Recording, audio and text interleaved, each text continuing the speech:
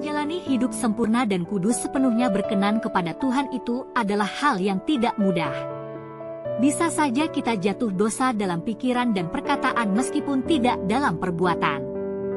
Kesalahan dalam menjalani hidup seperti penjahat yang di sebelah Tuhan, bila di saat akhir ajalnya bertobat masih bisa diselamatkan, tapi babak belur ketika di dunia dan mendapat tempat yang rendah di kerajaan sorga.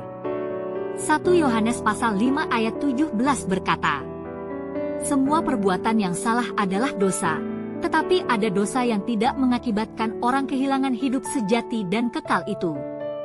Matius pasal 5 ayat 19 berkata, karena itu siapa yang meniadakan salah satu perintah hukum Taurat sekalipun yang paling kecil, dan mengajarkannya demikian kepada orang lain, ia akan menduduki tempat yang paling rendah di dalam kerajaan sorga.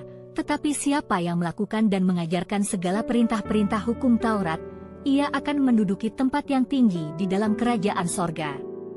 Tuhan Yesus sendiri mengatakan hujat terhadap dirinya masih bisa diampuni, tapi hujat terhadap Roh Kudus adalah menyangkal kuasa dan keberadaan pencipta dan penguasa jagat raya tidak diampuni.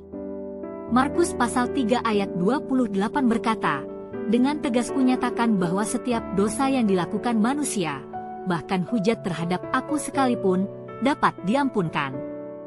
Markus pasal 3 ayat 29 berkata, tetapi apabila seorang menghujat Roh Kudus, ia tidak mendapat ampun selama-lamanya, melainkan bersalah karena berbuat dosa kekal. Tuhan Yesus adalah firman Allah yang adalah Allah itu sendiri, diutus untuk menjadi manusia menebus dan meneladani jalan kebenaran hidup untuk menyatukan kembali manusia yang berdosa dengan Allah Pencipta.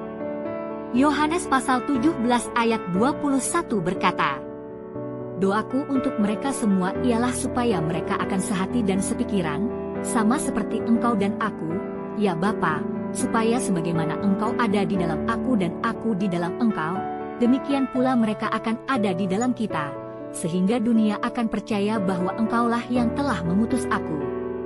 Setelah kematian, roh manusia akan kembali kepada Allah Pencipta.